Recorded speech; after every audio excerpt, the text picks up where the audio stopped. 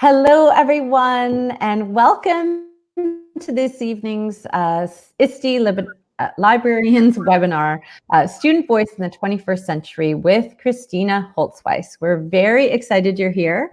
My name is Jennifer Casa-Todd, and I am one of the professional development leaders for the ISTE PLN group.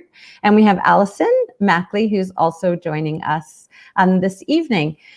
Thank you so much for joining us. The ISTE Librarians Network is proud to be hosting free webinars because our mission is to promote librarians as leaders and champions of educational technology and digital literacy. Our key mission is to provide professional learning community where librarians can leverage technology, knowledge, and expertise to improve school library programs, increase access to information, and foster strong teaching and learning environments in a connected world. Through the technology of web tools and apps, our students have even more opportunities to be empowered with their voices, which is what our webinar tonight is about. So Student Voice in the 21st Century will highlight how to make the world seem even smaller by creating global connections through Wakelet, Immersive Reader, Flipgrid, and Buncee. And we're so excited and honored that Kristina is joining us for this webinar. Kristina Holzweiss is the 2015 School Library Journal Librarian of the Year, 2018 Library Journal Mover and Shaker, and 2016 National School Board 20 to Watch. She is also the author of Scholastic Makerspace books for young children and has co-authored Hacking School Libraries with Stoney Evans. Kristina has presented about making a difference at ISTE and the World Maker Fair and is the founder of SLIME, Students of Long Island Maker Expo. She tweets at LIEBERRINIAN librarian, which I love. So this evening, we will be taking questions and comments via social media outlets. Please tweet using our hashtag ISTELib, all one word, ISTELIB, and we'll do our best to answer. The ISTELib team and Kristina promised to pay attention to the hashtag afterwards in order to answer your questions, but hopefully we will get to your questions this evening. So again, thank you for joining us, and I'm going to ask you, Kristina, to take it away. Oh, you know, it's so funny. I'm listening to you speak, and the mission of the ISTELib group is just amazing. And I've been teaching for 25 years, and I never thought when I first started teaching that I would be giving a webinar online that would be tweeted and shared. I mean, that's the power of voice in the 21st century for everyone. And it's just amazing what technology can do. So right. Yes. It's just amazing. Like when I started out, I felt so alone. And now I feel connected just by, you know, Google Hangout or Skype or whatever. So I just think if it's pretty amazing. And if I think it's amazing, then, you know, we should really leverage that for our students and teach them how to use student voice to empower themselves and make a change in the world. So I'm actually going to show you not just Buncee, Flipgrid, and Wakelet, but other ways that kids can express student voice. Because actually, when I was in school, I was that quiet kid in the back of the room. And so I really didn't like to share my voice. So there are other ways that we can share our voice that do not have to be vocal. So I'm going to share that out too for our shy, quiet kids. So I remember in elementary school, I don't know if everyone else does, when it was time to have pen pals.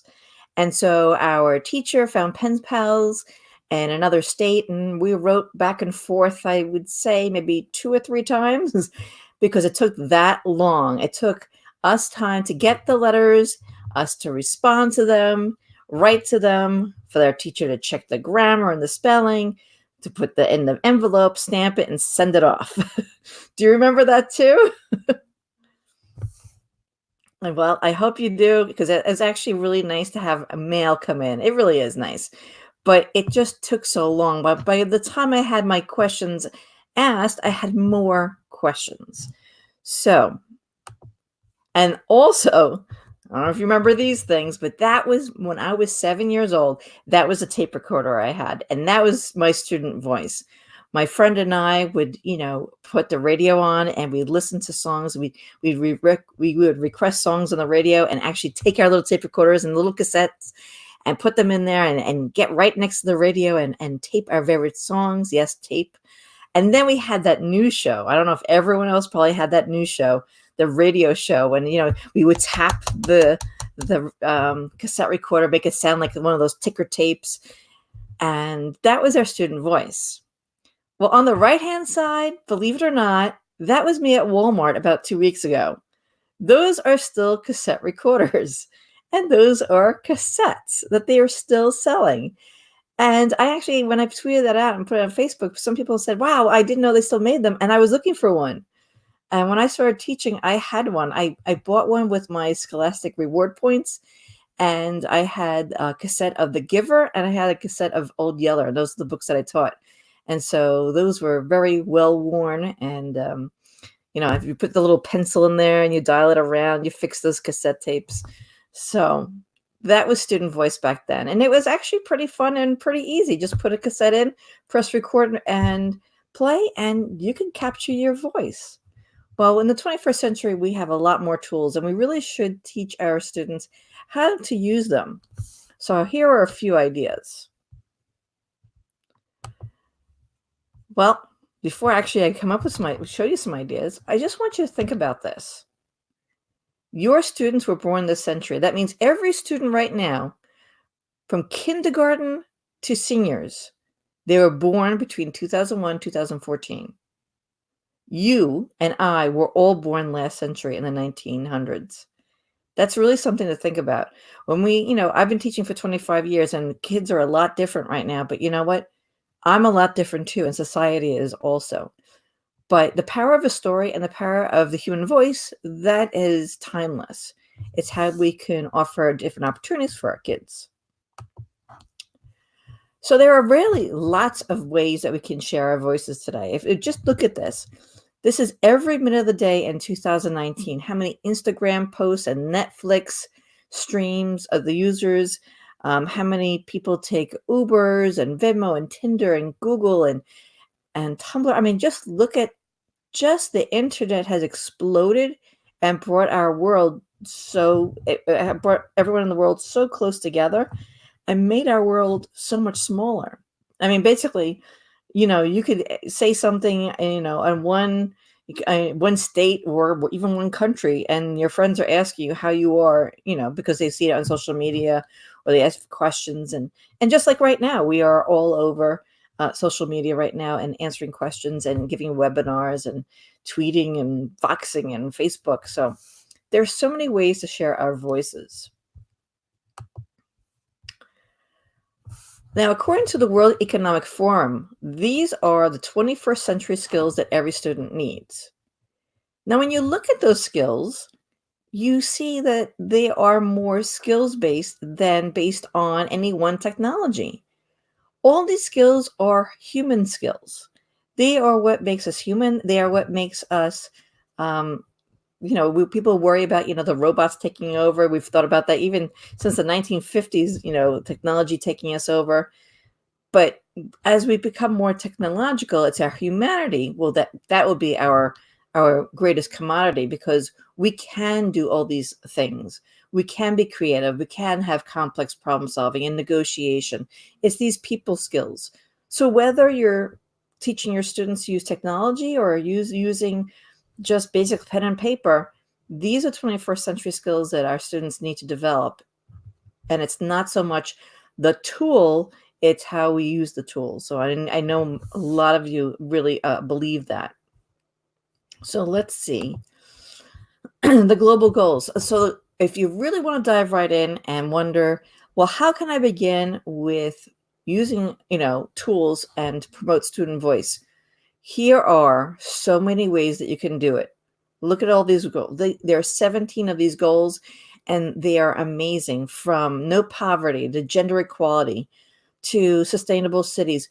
All of these are ways that our students can really change the world with their voices. So I'm going to show you some videos in my presentation.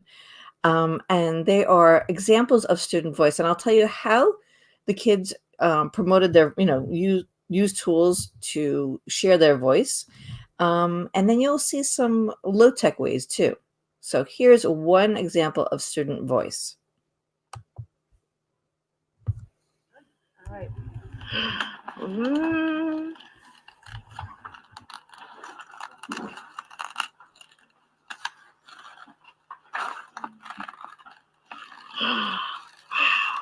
Don't say well yet.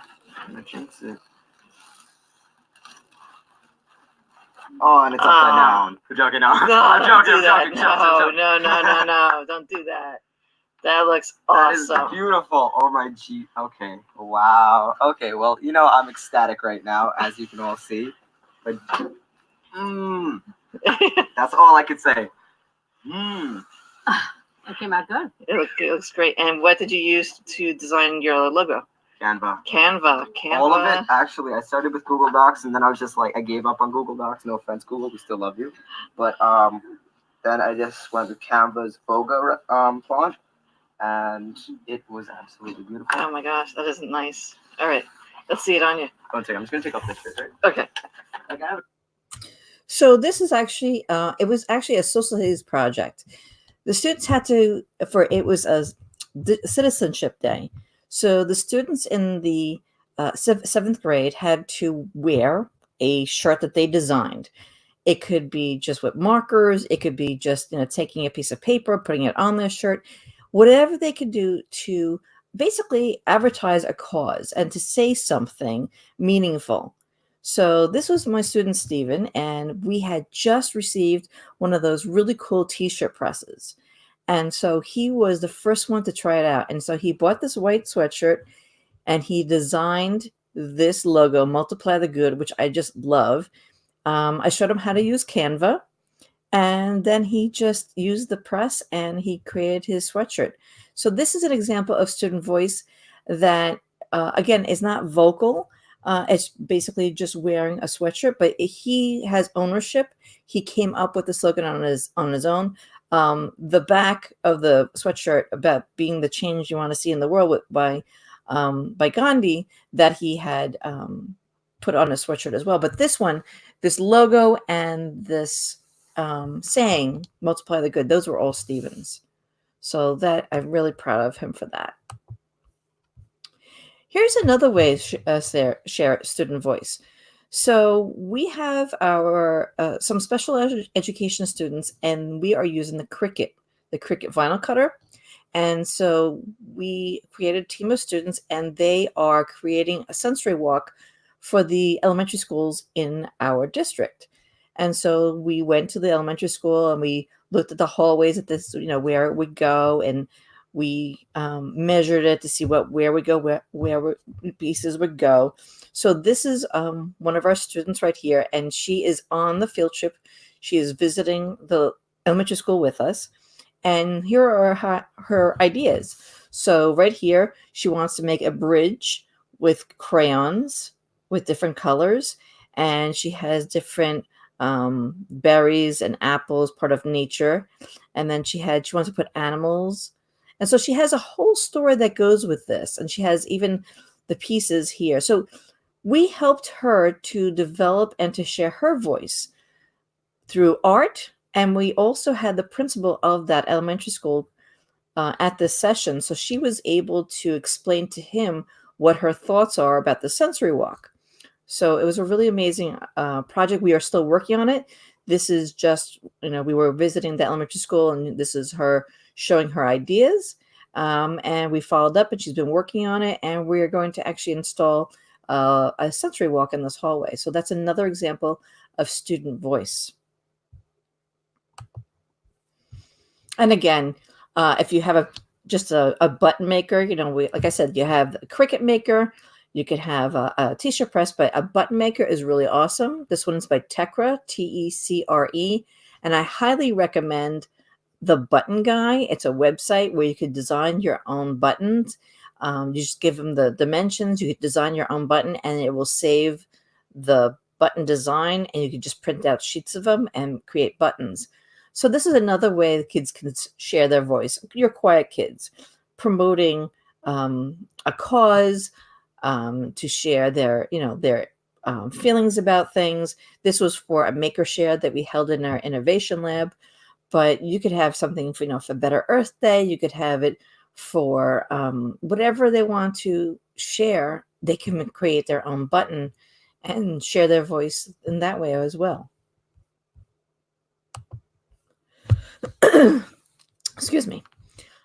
So again, at the beginning, I'm showing you some really low-tech ways. We can't forget them. There really are some awesome ways that we can share student voice. So right now, these students are working on a game, and they designed this game, and it's going to be about the stages, excuse me, of child development.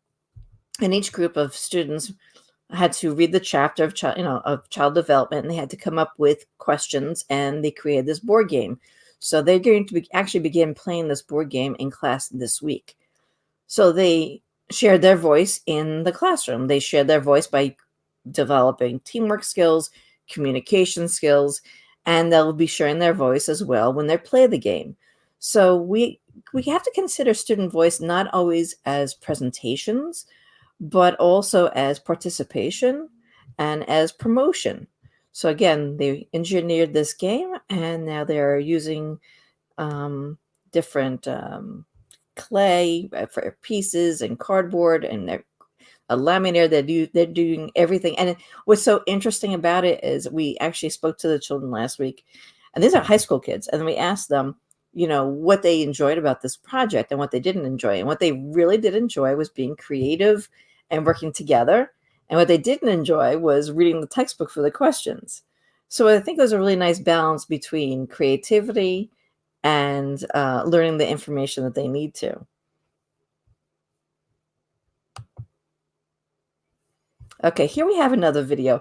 One of the easiest ways to promote student voice in your library, your school, your classroom is by having students create their own tutorials. So this is Harish, and we just took my phone, and he talks about Turing Tumble. So let me play this video for you. I'm Harish, and this is a board game called Turing Tumble. It's like a play on words because Alan Turing invented the computer as we know it. And this is kind of just like an analog computer. It uses binary code, except it's a little more child-friendly, you'd say. But yeah. So these are like ones, this is zeros, and you can organize these inputs using like an algorithm here. It just sorts the inputs into an output. Like, here, let me show you.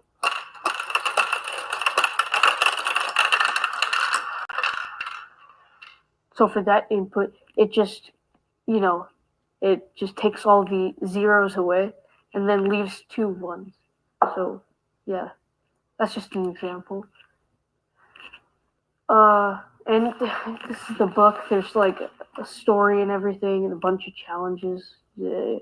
Like they give you the types of structures you should use to organize your algorithm so that you can reach an output like this, as you can see.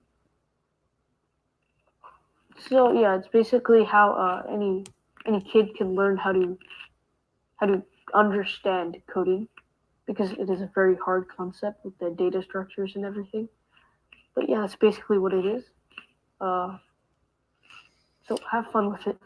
So Harish is in 10th grade, and he's one of my tech experts. So he helps out in the innovation lab. So empowering the kids to share share with one another and teach one another is really, really awesome. So you probably do that in the library, in the classroom anyway. You pair up 2 kids, and can you help him out? Can you explain? But I remember years ago, and I didn't even know it was called Flipping the Classroom. Years ago, I was using a tool called a Glogster, and that must have been 2009, about 10 years ago. And the kids kept asking questions, how to do this, how to do that. So I took out a flip camera. I don't know if you remember a flip camera, but I took out a flip camera, and I made a series of about 20 different videos, no longer than 3 minutes each. And I actually had a student come during her lunch, and I recorded her. Didn't even do Screencast-O-Matic. or a screencast. I just used this little video camera and I recorded her, and we made these little videos that we edited. And then the students were able, and I put them on the website, and the students were able to watch those videos. And so it really empowered her to teach others. And it really made the other kids really think, wow, another student did this, and, I could really learn from that. So I really think that's really important for student voice. So just take out your phone, take out an iPad, take out the old video camera, and start, recording your kids, having them create tutorials.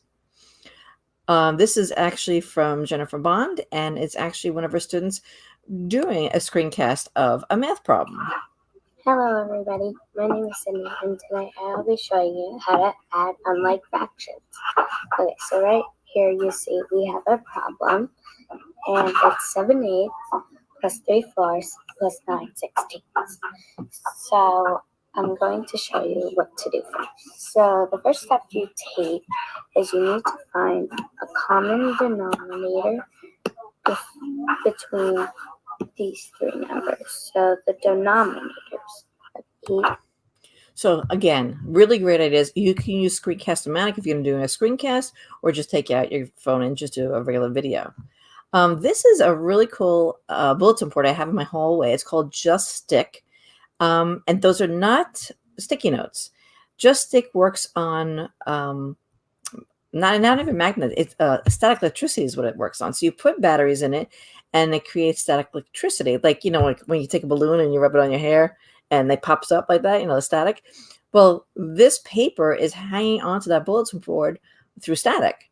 So every week I put up a new question, and people have done that on the whiteboards, and you could even do it on a Padlet. You could do it digitally, any way you like, and ask your kids questions. So this was, what is your favorite Halloween candy? And obviously this was about a week before Halloween, so we didn't have many responses yet.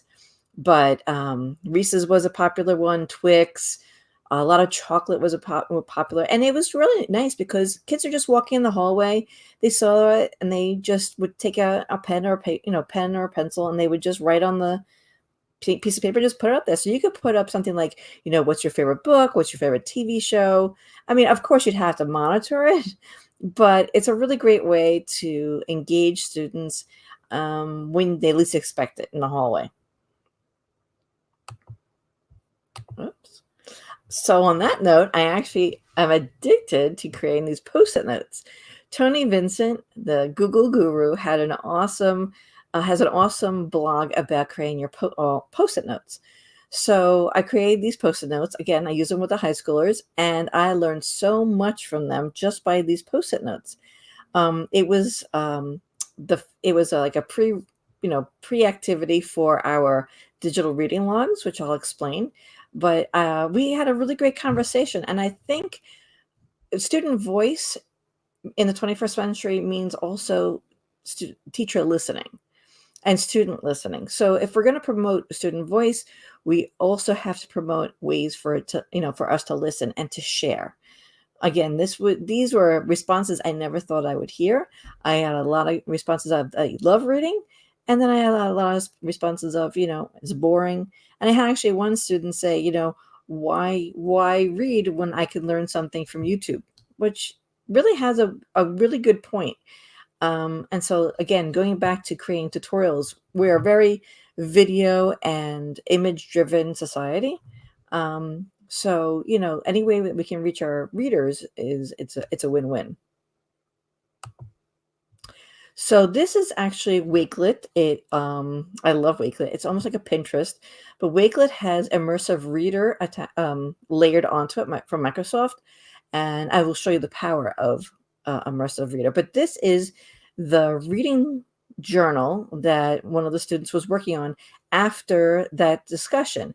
Now, there have been debates on reading journals, and I was one of those kids where you have the ultimate, the book report, the who, the what, where, when, how, and why, and did an index card, do a diorama, the typical thing.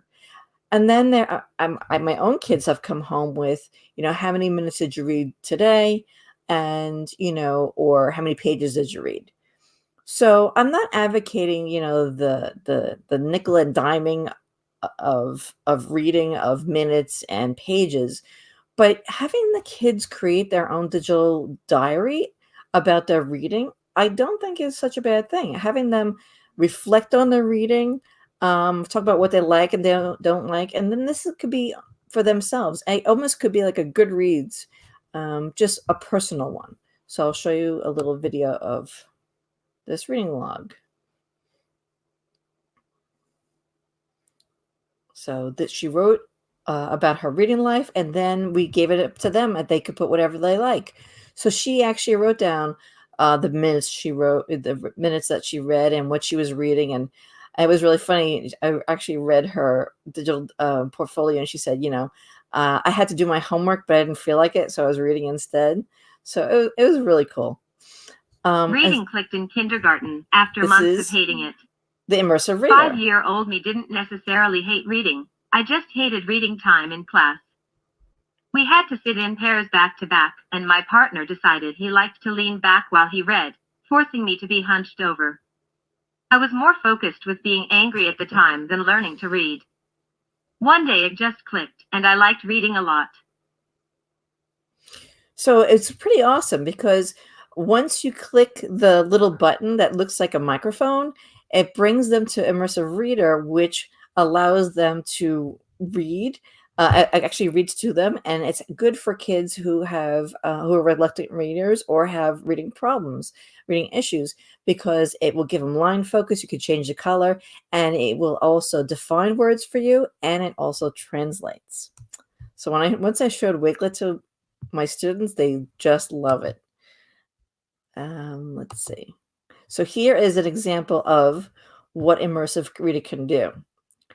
Again, there's the line focus, the visual dictionary, the translation. It reads, it changes color, it will give you the grammar, line focus again. So I highly recommend Wakelet with Immersive Reader.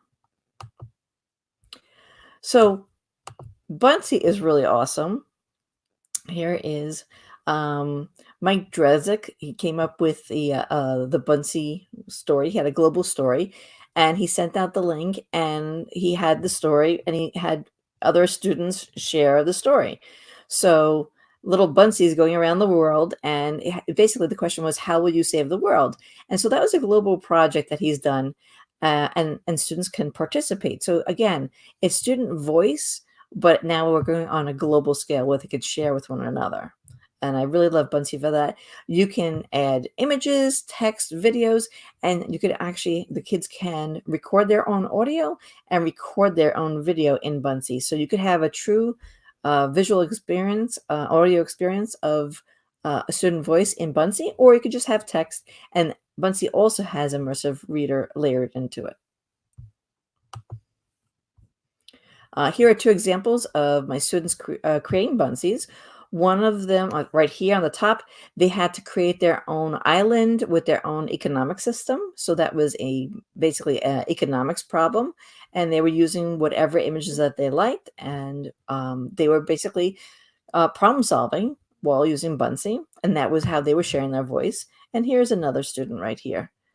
And he's also working on Buncee. And we've had Buncees in different languages. We've had Buncees with all subject areas. It's one of those generic tools that you can use for a variety of subject areas and grade levels. These are high school students using Buncee. My kids at home use Buncee. Elementary school students use Buncee. You can just layer it with so many different, you have a different rubric for different grade levels, and just have different expectations, but everyone can use Buncee. And here's an example of video in Buncee. Who determined the footprint on the door? A physicist in the physical science unit who would indicate the type of shoe and shoe size, then would determine the force to kick. How did the door bust open? Is that class or individual?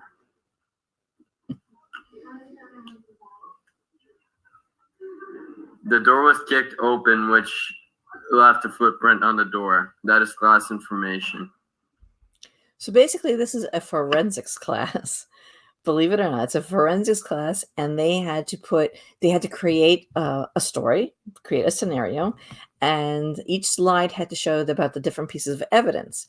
So this is the broken door slide, and so they had to have also pictures. They have a screen behind them, pictures that have to do with the different pieces of evidence, and they had to record themselves. And it is a pause in between, because the feeling is that you would ask the question, then pause it, and then the person looking at your Buncee would think about the answer, and then they would learn from your Buncee. So that's the forensics Buncee. Now, what I really love our Tableau Vivant. Now, if you've never done Tableau Vivant, is basically charades. You basically take a scene from a book, or you could even do it with a historical event. You could do it with a math problem or a scientific process. And basically, you capture that moment. So you have here the picture that students, they're working on the crucible.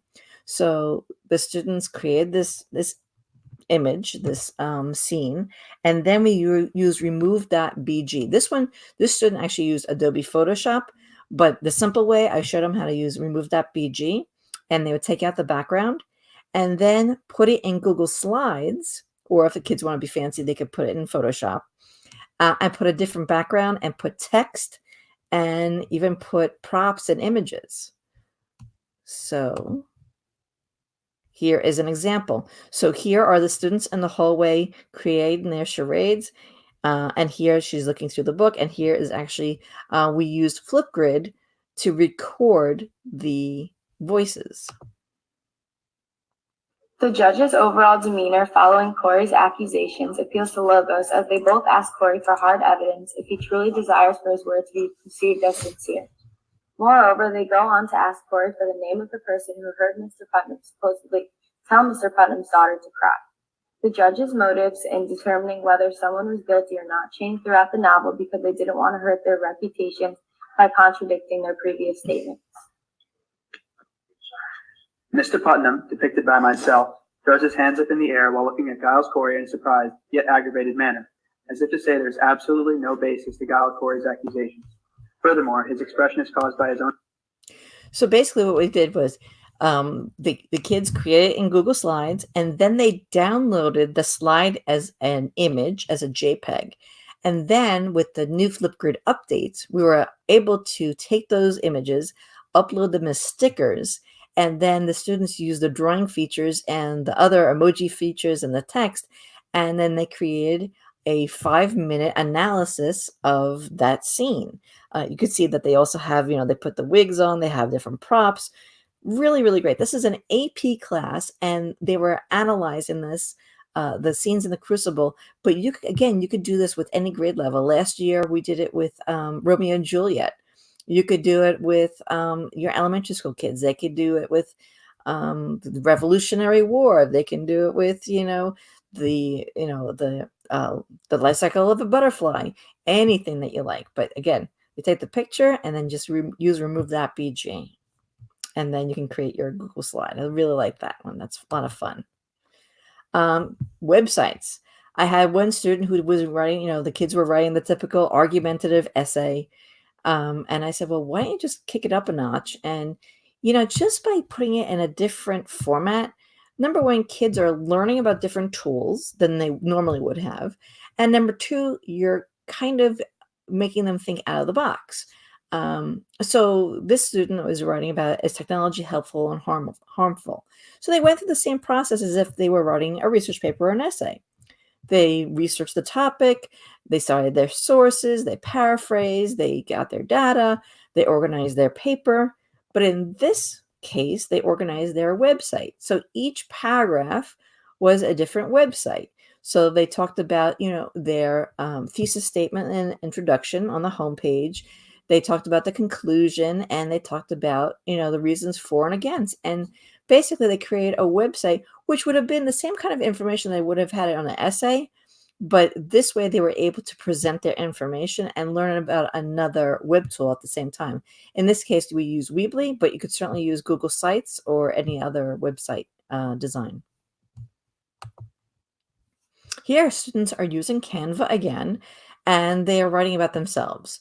So they read a book, and so in that book, the author uses images and text, and it's his personal narrative. So the students were supposed to use that same kind of technique, and so they use Canva. Now, I love technology because it puts everyone on a level playing field. It's not like, when I was a kid, the diorama, you had some kids come in with a diorama, which was like a little shoebox with like pieces of Play-Doh or clay. And then you had other parents who went to the store and bought the little Playmobil pieces or the Legos, and or other parents who actually sat there making, the paper dolls, the cutouts. You can tell from those old projects whose parents had the time to invest in helping their children, and also whose family could afford things that they could put in the dioramas. Now with technology, it's basically a level playing field. So anyone's work can look really good. So in Canva, these students wrote about their challenges and how they overcame them in life. I showed them a few little tricks on how to use Types Lab to create really cool font. And it was really eye-opening. A lot of kids, they really don't know what good web design or good graphic design looks like. I always have to constantly remind them, contrast, using dark on light and light on dark, and be easy on the eyes. Some kids wanted to use a full image in the background and text that was conflicting. Just you couldn't see it. So I showed them a trick of putting a box. So here's an image, and putting a full color box, and then putting their text. So they really learned other techniques besides just writing. And again, it was another way for them to share their voice. The first day, it was noisy in class, and everyone's wondering of, how do I do this, and how am I going to be graded? By the second and third day, it got quiet because the kids were really into writing and sharing their story and sharing their voice. So I really like this project because the kids had an opportunity to share a little bit about them, and the teachers will not only learn about how they write, their writing level, but also not just academically, but them as people, which is really nice. So here we have students, a different English class, and they were using WeVideo, and they were creating narrative videos about themselves. And so some kids were using iMovie if they'd like to, or Final Cut Pro. We do have some higher level kids, but the basic premise was using a video creating platform, which I show them how to use WeVideo, and they brought in their own image, they imported their own images and videos, and it was basically a video about their identity and how they fit into their family, their local community, and the global community. So it really gave a unique perspective, and it really made the kids reflect on themselves. And I think it has a lot to do with student voice as well, is giving kids time to reflect on their learning and reflect on how they share their voice and the audience that they're sharing their voices to. Here we have a group of students. We have a new program this year called Advisory. And so this group of students was working on a video together on Advisory, and they were collaborating. And here they are with their storyboard. So again, using video, but they're all those great research skills, librarians, that we promote, research and planning and drafting. The kids were doing that as well. So the product does not necessarily have to be written or audio or visual. It's the process and how we can enable our students to share their voices. I'm a big proponent also of giving kids choice of sharing their voices. Some kids do want to use that essay format because they are familiar with that. Some kids like creating websites. Some kids like creating videos. Or maybe they can create stop motion movies if they don't want to have their own image on the screen, giving kids choice and variety. So here is a wee video that a student did about Holocaust survivors. So we do have a program in our library where they do research a Holocaust survivor, and then they create a video. I will give you, I will tell you that there is an image at the very beginning of this video that is a stock image that which should not have been used. I will tell you, as librarians, should have been cited. Well, it is cited at the end, but maybe it should not have been used. So I am aware of that, but it is a really good video nonetheless. So I'll show you part of this. Irving's father owned a lumber business, and his mother, with the help of the family's nanny, took care of the children. Sorry about By that. the time Irving was 9 years old, the Nazi powers began to invade. Ross states, "Through my town, under my very window, marched thousands upon thousands of German soldiers, and tanks, and motorcycles, and bicycles, and horse-drawn artilleries." The process was not one that happened overnight. It started during an annual party. This is where the Nazis established new laws which denied Jews access to public places. Jews, along with everyone else in Germany, were required to carry identification cards. But more laws were added for just the Jewish people.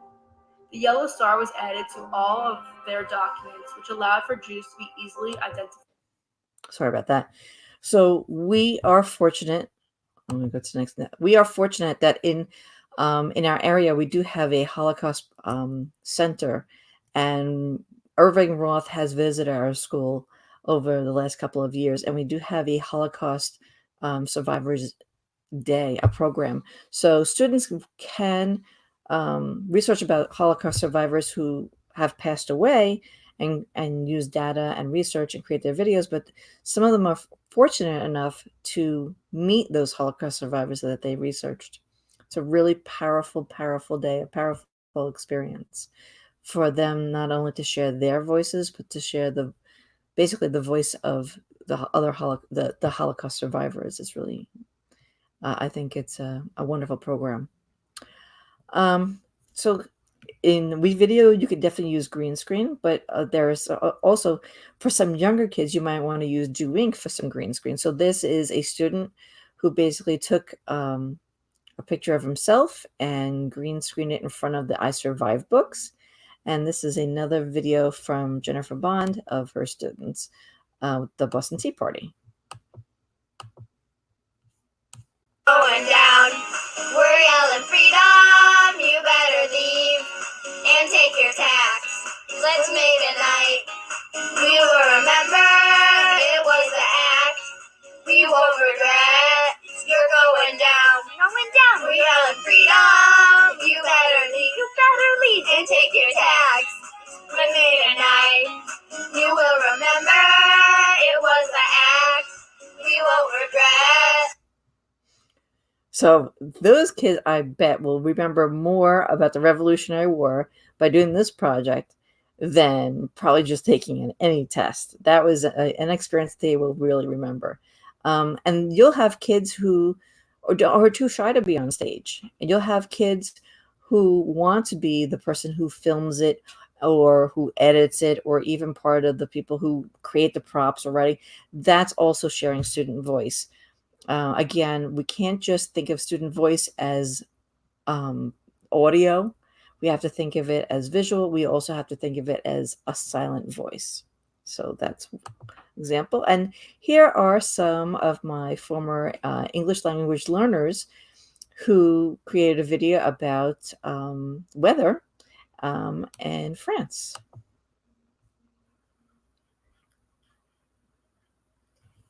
Good evening, ladies and gentlemen. My name is Christopher Garcia. Good evening, my name is Ashley Ortiales, and thank you for you watching. We are reporting from Telemundo, Paris, France. How are you feeling tonight? I feel happy and good. Today I feel excited. So any opportunity we can give our special education students and our English language learners to participate at their own ability and to help them to develop conversation skills is a win. These kids wrote scripts, they had prompts, They had the support of their teacher, and all I did was come in and film them, and I think they're wonderful.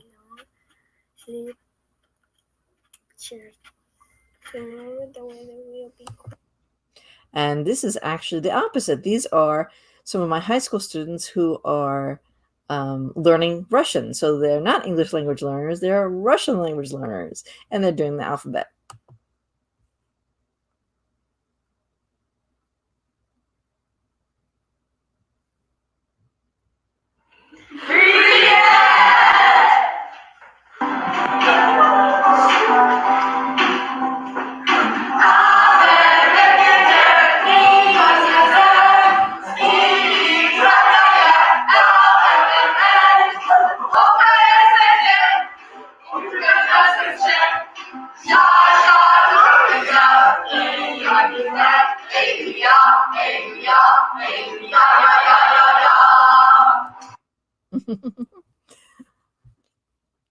Another way you can share student voice, is through coding. We'd never think to do that, but coding is really another opportunity.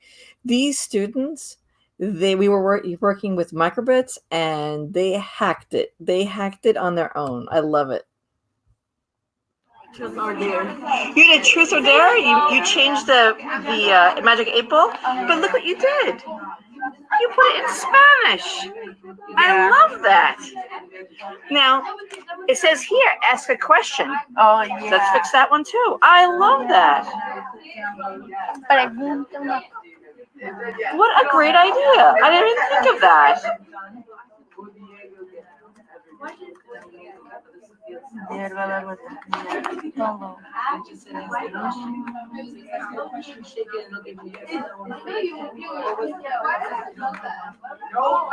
Microbit is totally online. All you have to do is code it and then plug it in, and here you go. You actually make games, how it power things. It has sensors in it.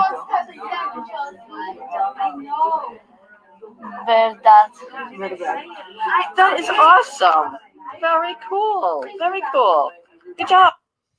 So again, they took it. We had a magic 8-ball that game that they were creating. They turned it into truth or dare, and they put their own language. And so I really love the fact that you empower your students not only to share their voice in English, but if they're not native speakers, to have them share their voice in their own language as well.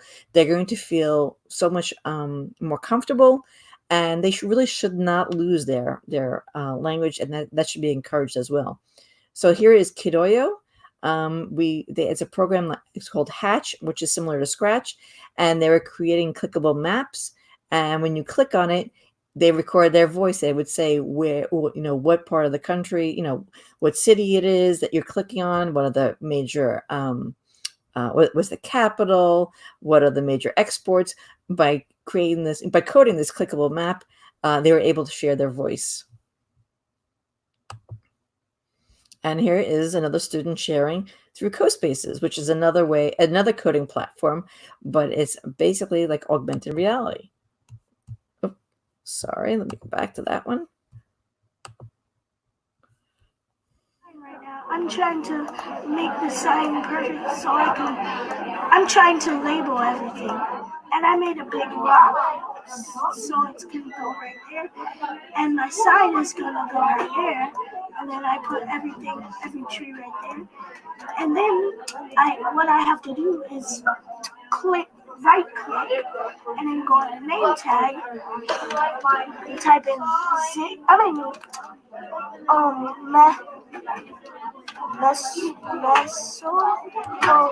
So this student is making a museum about Mesopotamia, and he's having characters in the museum that when you click on them, they would have little word bubbles, thought bubbles over their head, and the characters would be talking. Basically, they have words in them. So again, another tutorial is student sharing his work, but also the student voice in this one is that they are sharing it by just typing, by just putting the information. I really like this project. These students, this is an English class, and they used Tinkercad. They read the things they carried, and this is actually very appropriate today for Veterans Day. They read the things they carried, and then they researched a group of people during a war, an event, whatever they wanted to, and they would have to design a memorial for those people. So this is a design that a student had created through Tinkercad, and then they had to record a dedication to this memorial. So let's take a listen. My memorial titled The Forgotten 11,000 Women pays homage to the brave forgotten women who risked their lives in Vietnam for no recognition. I think that the most critical part of creating a memorial for this subject was to keep in mind that the monument is an object meant to honor those women and not intended to overshadow their names. Their names will live on forever engraved on a huge star of valor and in our hearts.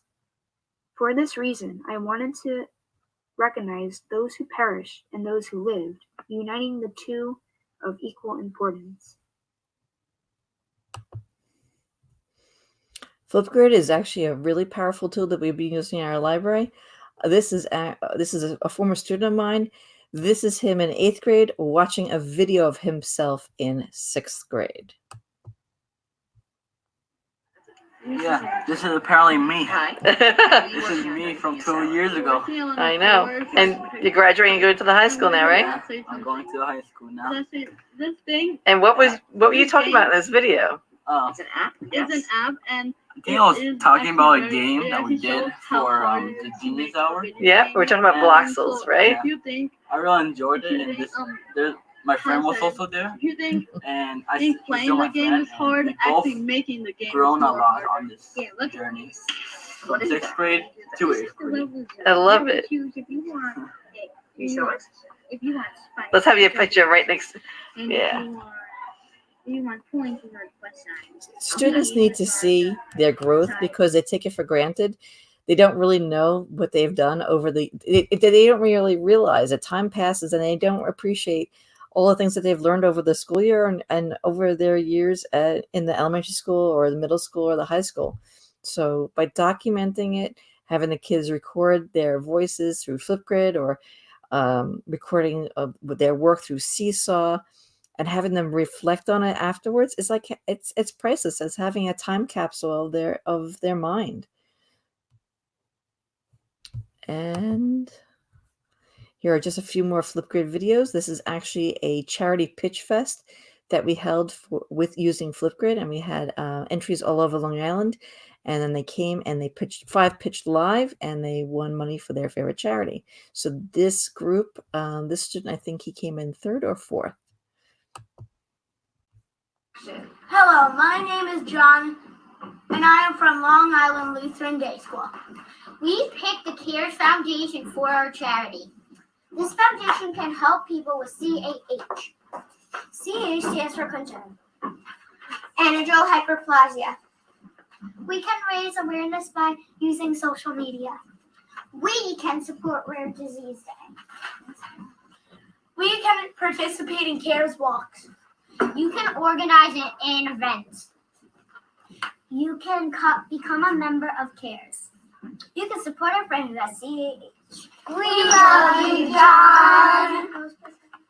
So those students learn how to come together and use their voices to help this classmate win money for his favorite charity. And if we can help our students and empower them to use their voices for good, I think the future will be so much better than it is right now. And I think that our students can do this. We just have to help them and empower them. This is a student who drew this portrait for the memory project, and here she is sharing her experience of drawing this portrait.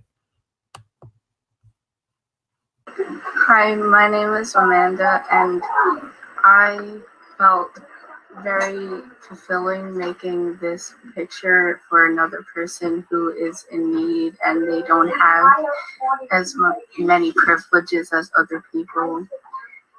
And it really means a lot that I can change someone's life for the better. And, sorry.